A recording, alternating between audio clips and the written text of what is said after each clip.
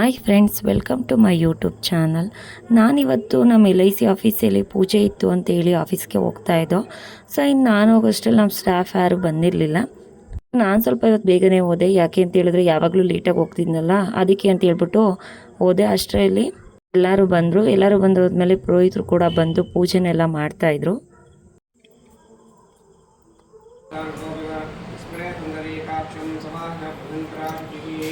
ओम महागणपति महालक्ष्मी नमः। ओम ध्यायामि ध्यानं समर्पयामि आवाहयामि तत्सिंहासनं समर्पयामि आधारबिन्दुयोः अद्योपाद्यो समर्पयामि हस्तारबिन्दुयोः।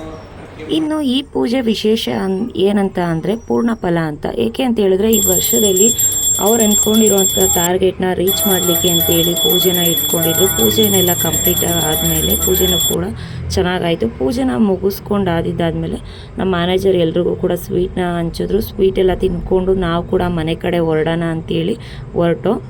ನಾನಿವಾಗ ಬಸ್ ಸ್ಟ್ಯಾಂಡ್ಗೆ ಬರ್ತಾಯಿದ್ದೆ, ಬಸ್ಸಲ್ಲಿ ಹೋಗೋಣ ಅಂತೇಳಿ. ಏಕೆ ನನ್ನ ತಮ್ಮ ಬಂದಿರಲಿಲ್ಲ, ಸೊ ಬಸ್ಸಲ್ಲೇ ಹೋಗೋಣ ಅಂತೇಳಿ ಬಸ್ ಸ್ಟಾಪ್ಗೆ ಬಂದೆ. ಇನ್ನು ಬಸ್ಸೆಲ್ಲ ಸಿಕ್ಕಿದ್ಮೇಲೆ ನಾನು ಮನೆ ಕಡೆ ಹೊರಟೆ. ಅಷ್ಟರಲ್ಲಿ ನನ್ನ ತಮ್ಮ ನಮ್ಮ ಅಕ್ಕ ಅವ್ರ ಮನೇಲಿ ಫಂಕ್ಷನ್ ಇದೆ ಅಂತೇಳಿ ಫಂಕ್ಷನ್ಗೆ ಕರ್ಕೊಂಡು ಹೋಗ್ತಾಯಿದ್ದ. ಸೊ ಇವತ್ತು ಅವ್ರ ಮನೇಲಿ ದೇವ್ರ ಸಾವೇನ ಮಾಡ್ತಾಯಿದ್ರು. ಸೊ ಬರಲೇಬೇಕು ಅಂತ ಹೇಳಿದರು ಅಂತೇಳಿ ಅವನನ್ನು ಕರ್ಕೊಂಡು ಹೋಗ್ತಾ ಇದ್ದ. ಅವನೊಬ್ಬನೇ ಹೋಗೋ ಟೈಮ್ ಆಯಿತು ಅಂತ ಹೇಳಿದ್ರು ಕೇಳಿಲ್ಲ, ನನ್ನನ್ನು ಕೂಡ ಜೊತೆಗೆ ಕರ್ಕೊಂಡು ಹೋದ. ಸೊ ಇನ್ನು ಹೋಗ್ಬೇಕಾದ್ರೆ ನಮ್ಮ ರೋಡಂತೂ ಮಳೆ ಬಿದ್ದಿದ್ದರಿಂದ ನೋಡೋಕ್ಕಂತೂ ತುಂಬಾ ಚೆನ್ನಾಗಿ ಕಾಣಿಸ್ತಾ ಇತ್ತು. ಇನ್ನು ನಾವು ಅವ್ರ ಮನೆ ಒಳಗಡೆ ಎಂಟ್ರಿ ಇದೇ ಅವ್ರ ಮನೆ. ಇಲ್ಲಿ ನಿಂತಿರೋರೆ ನಮ್ಮ ಅಕ್ಕ.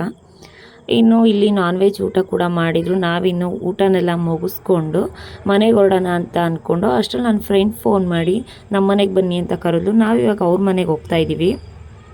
ಸೊ ಇನ್ನು ನಾವು ಕೂಡ ಅವ್ರ ಮನೆಗೆ ರೀಚ್ ಆದೋ. ಇನ್ನು ನನ್ನ ತಮ್ಮ ನನ್ನ ಫ್ರೆಂಡೆಲ್ಲ ಹರಟೆ ಹೊಡ್ಕೊಂಡು ಸ್ವಲ್ಪ ಹೊತ್ತು ಟೈಮ್ ಪಾಸ್ನ ಮಾಡ್ದೋ.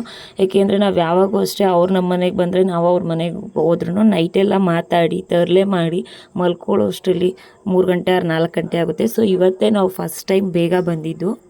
ಏಕೆಂದರೆ ಮಕ್ಕಳನ್ನ ಯಾರನ್ನೂ ಕರ್ಕೊಂಡು ಹೋಗಿಲ್ಲ ಅಂತೇಳಿ ಬೇಗ ಬಂದು. ಇನ್ನು ಅವ್ರ ಮನೇಲಿ ಕೋಳಿ ಮೊಟ್ಟೆನ ಮರಿ ಮಾಡಿಸ್ಲಿಕ್ಕೆ ಅಂತೇಳಿ ಅವರೇ ಓನಾಗಿ ಅವ್ರ ಭಾವ ಈ ರೀತಿ ರೆಡಿ ಮಾಡಿದರು. ಇವ್ರು ಯಾವುದೇ ರೀತಿ ಮಿಷಿನ್ನ ಯೂಸ್ ಮಾಡ್ದೇ ಮೊಟ್ಟೆನ ಈ ರೀತಿ ಮರಿ ಮಾಡೋ ಥರ ಅವರೇ ಐಡಿಯಾನ ಮಾಡಿಕೊಂಡು ಸುಮಾರು 1000 ಮೊಟ್ಟೆ ಅಷ್ಟನ್ನ ಇಟ್ಟು ಮರಿನ ಮಾಡಿಸ್ತಾಯಿದ್ರು. ನಾನು ಇದನ್ನೆಲ್ಲ ನೋಡಿದೆ. ನನ್ನ ತಮ್ಮಂಗಂತೂ ಇಷ್ಟ ಆಯಿತು. ಅವನು ಈ ಐಡಿಯಾ ಯಾವ ಥರ ಅಂತ ನನಗೂ ಹೇಳ್ಕೊಡಿ, ನಾನು ಮಾಡ್ತೀನಿ ಅಂತ ಕೇಳಿದ್ದಾನೆ. ಸೊ ನೆಕ್ಸ್ಟ್ ಅವನೇನಾದರೂ ಈ ಥರ ಐಡಿಯಾ ಮಾಡಿದ್ರೆ ನಾನು ಯಾವ ಥರ ಮಾಡ್ದೆ ಅಂತೇಳಿ ಫುಲ್ ವೀಡಿಯೋನ ಅಪ್ಲೋಡ್ ಮಾಡ್ತೀನಿ. ನಿಮಗೂ ಯಾರಿಗಾದರೂ ಇಂಟ್ರೆಸ್ಟ್ ಇದ್ದರೆ ಇದು ವೀಡಿಯೋನ ನೋಡಿ ನೀವು ಯೂಸ್ನ ಮಾಡ್ಕೊಳ್ಳಿ. ಸೊ ಕೋಳಿ ಮರಿಗಳು ಕೂಡ ಈ ಥರ ಇತ್ತು. ಅವರು ಮೊಟ್ಟೆ ಹೊಡ್ಸಿದ ಮೇಲೆ ಮರಿಗಳನ್ನ ಒಂದು 15 ದಿನ ಅವ್ರ ಹತ್ರನೇ ಇಟ್ಕೊಂಡು ಈ ರೀತಿ ನೋಡ್ಕೋತಾರಂತೆ, ಲೈಟೆಲ್ಲ ಹಾಕಿ.